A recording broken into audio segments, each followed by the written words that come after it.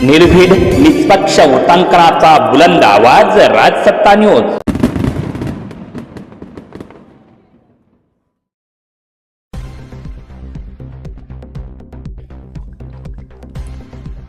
संगमनेर तालुक्यात सुरू असलेल्या अवैध गौण खनिज तस्करी गुन्हेगारांवर कारवाई करण्याबाबत जोर्वे जिल्हा परिषद गटाचे संभाव्य उमेदवार गोकुळ दिघे यांचे प्रांत अधिकाऱ्यांना निवेदन।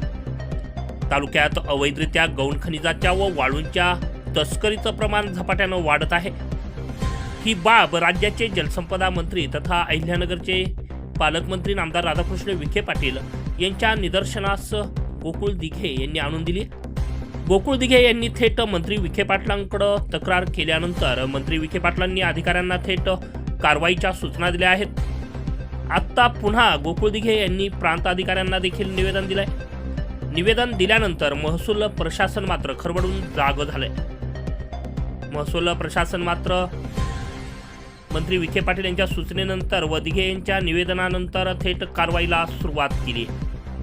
तहसीलदार धीरज मांजरे यांनी नदीत उतरत असलेले वाहनांच्या रस्त्यावर मोठे चर खोदले आहेत।